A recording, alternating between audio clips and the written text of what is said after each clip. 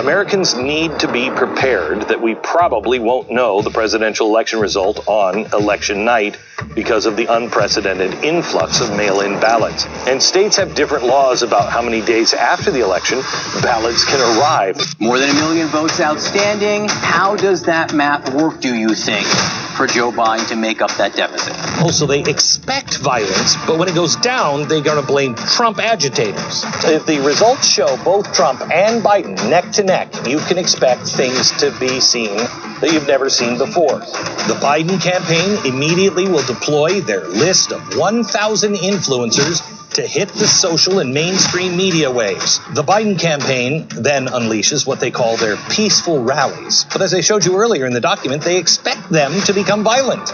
The left expects Trump to respond by federalizing the National Guard and invoking the Insurrection Act. Tell me, why would he have to do that if what they planned was peaceful? Hello, America, and welcome to The Day After. Day After was a spooky movie on ABC when I was growing up. This might even be more spooky, but we're closer to Halloween. The election numbers that you are hearing from the mainstream media, the games that you are hearing, are simply not true. What you're hearing, and Fox News is playing a big role in shoveling this garbage, it is not true. We're looking right now at a situation where in Georgia alone, Donald Trump is 100,000 votes ahead. There are only 60,000 votes left to count. If every single one of them, which is ridiculous to believe, but if every single one of them were for Joe Biden, you'd still be 40,000 votes shy. So why hasn't the state been called yet?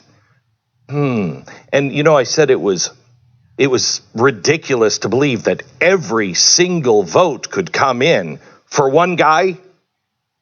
That's what they're asking you to believe, not once, but twice, just in the last 12 hours, 24 hours, we sat here wondering how the election would come out.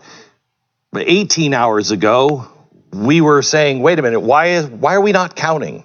In every single place where we are looking at we were looking at a Trump surge, all of a sudden, those states went dark. Those states, well, Philadelphia and Pennsylvania, I mean, hey, if you live in Philadelphia, have a hard enough life, you should get a nap in. 10:30's awfully late for people to be counting votes. All night? Ridiculous. So what's really going on? Well, we have the inside look from David Barton. Welcome, David. How are you? Hey, Glenn. Good to be here. And you have been watching these vote totals all across the country. You have inside information from not only the candidates, but also people on the ground that are actually looking at the totals. And we have Steve Deace from Blaze TV, who also has been relentless on the numbers with COVID and now this. So we have two good logical thinkers that can lay this out. We are going to talk about the media in a few minutes with Megyn Kelly, and we are also going back out on the street with Elijah Schaffer, who last night had his life threatened, and Antifa was trying to kill him in the streets of Washington, D.C. We thank you so much for your sponsorship of this program and this network. Thank you, thank you, thank you. We can't do it without you. The mainstream media, I said 11 years ago, sitting in my office, and David, you were there. I was sitting in my office at Fox, and I said, we have got to get out of here. This place is going to burn itself to the ground. And when I said this place, I didn't mean just Fox. I meant the entire mainstream media. It is over. And the good news that I have to share with you tonight is nobody's afraid anymore. You can call me any name, and I'm not talking about me. I'm talking about the average person. Call me any name you want. I don't care. Smear me all you want, because No one believes anything you're saying anymore. No one believes it. We are coalescing not around Donald Trump, but around a guy who is willing to stand for the principles of this country and stand for, quite honestly, to say enough is enough. We're not racist. We're not bad people. This is a good country. Stop it. We're no longer afraid to stand up and say that, come what may. Now, the problem is what are you going to do? Who's going to punish anybody for what's going on right now? And let's go through the numbers. David, tell me what's happening, the real numbers of what everybody is looking at now on TV. What are the real numbers? Well, when you look at Georgia and North Carolina and Pennsylvania, they all three should be fairly safely done for Trump, which means all he needs is one other of 4 states, and Alaska, by the way, goes in that group too. So 4 states that would go to Trump. Then all he needs is either Michigan or Wisconsin or Nevada or Arizona. And Arizona's already been called by Fox. Oh, yeah. At least ABC had the guts to call it back. Yeah. So ABC pulled back on that. Probably, I would say of those 3, that it may be Wisconsin that's the hardest to get. And the Trump administration thinks they have a good shot at Arizona. They think they can win Arizona by 30,000 votes. They think they have a good shot at Nevada. And they think they have a good shot at Michigan. Give me the numbers. Give me the actual numbers, David, because this makes a difference. It's easy to say we have a shot, but when you see the actual numbers that we know, and we know how many ballots are supposed to be coming in and are there, we know that number. These calls are not being made by any state that was headed for Donald Trump. And look at the numbers. Go ahead. Let me take Pennsylvania. These are Trump administration numbers from their attorneys. This is what they're showing the congressman is what they believe is happening. They said in Pennsylvania there's still about 300,000 ballots in Philadelphia to be counted. Last night there were 1.4 million, of which 300,000 were in Philadelphia. On their basis, if they win only 5% of Philadelphia, if 95% goes Biden, if they win 5% of Philadelphia, 300,000 votes.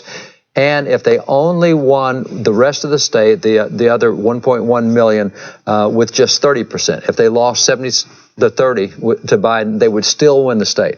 So they're up over 700,000 votes. And how unlikely is it, Steve, that Philadelphia is 5% for Donald Trump? Last night, they didn't have the numbers on the other side to get out of Philadelphia what they needed to win statewide. But the key there is last night. Now they know how many votes they need. And so we just keep on voting until we get the votes that we want. Tell me what Donald Trump did in Philadelphia last time, or a city like Philadelphia. Well, let's take Detroit. Okay. In Detroit, in the 3 counties of Detroit, he's winning about 60-40 in Detroit. And so that would be a very anti-Trump city. And so and yet he's winning 60-40. Now, if you take Washington, D.C., which is super anti-Trump, it was 95-5, thereabouts. Okay. So But Washington, D.C. is not Philadelphia. That's not Philadelphia. Right. It's not Philadelphia, and it's not Detroit. So somewhere between the 5 and the 40. So when you look at the numbers that are there, you do the math. This is when people project and say, we're calling the state. Because the numbers, it's math. It's not Common Core math. It's just math. Well, they might be doing Common Core math. Yeah. I mean, when we left here last night, Joe Biden had to win 79% of the remaining vote in Wisconsin to catch Donald Trump. They're saying, as of the time we're on the air right now, that he won about 85% of it. They're saying in Wisconsin they had a 90% voter turnout just about statewide. Look at these numbers in the 2 most populous counties in Wisconsin. Turnout supposedly rose 40% in Milwaukee, the city of Milwaukee, according to these numbers in Wisconsin, compared to 2016. By the way, Milwaukee is one of the slowest growing cities, major cities in the Midwest. In the last census, it only grew by 1.2%. And yet its voter turnout grew 40% over 4 years ago. But then compare it to Dane County, the second largest county next to Milwaukee. They're reporting 85% voter turnout in a county that added just under 50,000 voters total since 2010. So they've added 50,000 registered voters total since 2010, and they've had 85% voter turnout there. And yet Milwaukee County, the largest county in the state, only came in at a modest 67% turnout. It doesn't make any sense. And that 79. That's the most patriotic city in America. Apparently it is. And that where they tore down Madison, Wisconsin, which is Dane County, by the way. And to what David, you were just saying, that 79% number is key, because if you do the math on what's left in Pennsylvania, that's also what Joe Biden basically has to win the rest of the way to catch Donald Trump's vote in that state as well. And if you look also at Wisconsin, with Wisconsin, you have some other things going on. The Trump administration has already filed a lawsuit, as well as a contested election for a recount. But part of the lawsuit is that they had places where there was more than 100% voter turnout. And that's a little tough to do. Not with Common Core. Just show me how you got Das Vidania, comrades. Yes. Yeah, just show me your work. Unfortunately, that's the work they're not willing to show any of us. All right, back in just a second. We're going to talk to Megyn Kelly about the legal side of all of this, what needs to be done. The problem in America is we got lots of crimes. We have lots of criminals. We have tons of evidence. We don't seem to have anybody willing to prosecute anybody and actually make people pay for the wrongs that they do in our society. So is this just a done deal, or is there hope? Megyn Kelly joins us in just a second.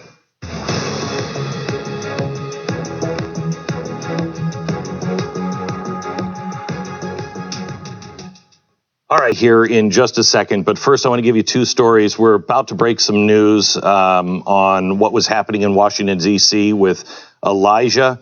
The feds are now involved. I can't wait to break this news. And also something out of Maricopa County. Yeah, Maricopa County right now, they're saying so far out of 74,547 ballots, Trump is up 58-41, and a net gain of around 13,000 votes.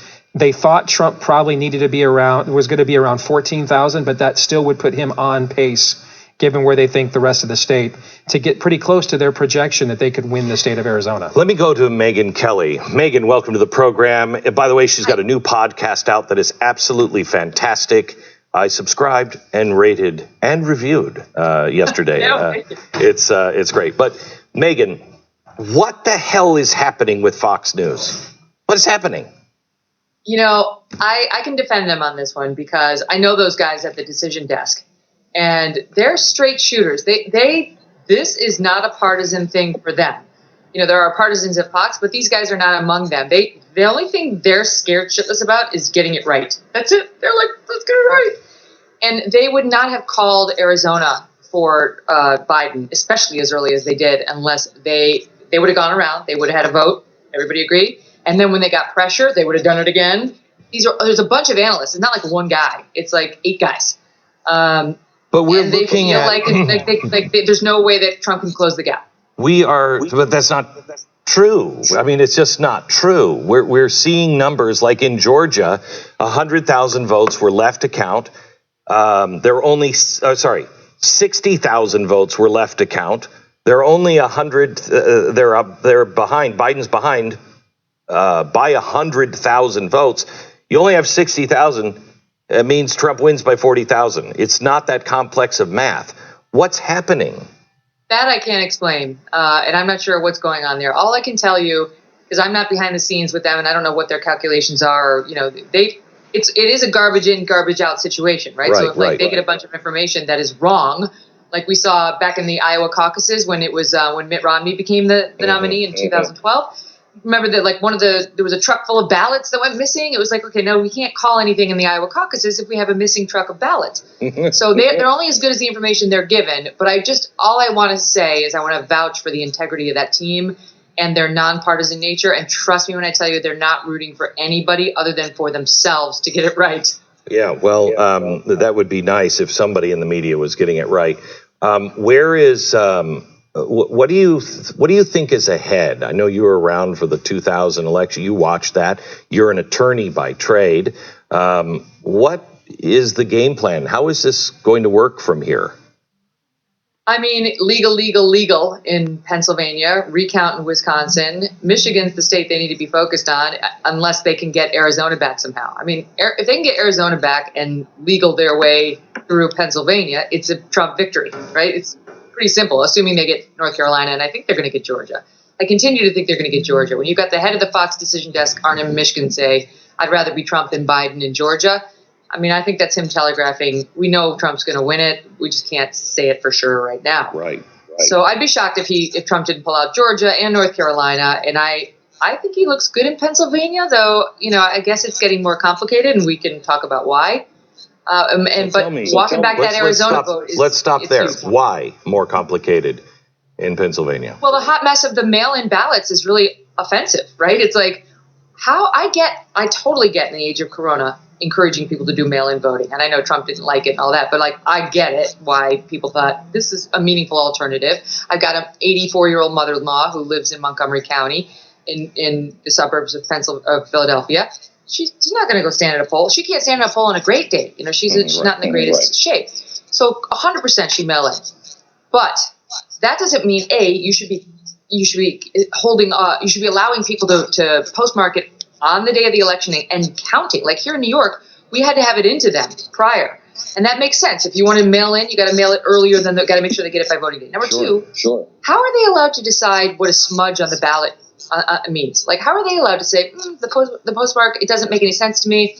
I, Joe Schmo, am going to make a decision about whether this person's vote should count and or whether it shouldn't. Like, that's not okay. There should be a huge pile of ambiguous votes that if it comes down to that close, somebody else is going to decide. But that should not be counted. There's too much subjectivity in the way Pennsylvania is running this thing. And I will say this: the one thing the legal analysts and experts said going into yesterday was the worst case scenario is if it comes down to legal in Pennsylvania because its laws around electoral vote processes are so messed up.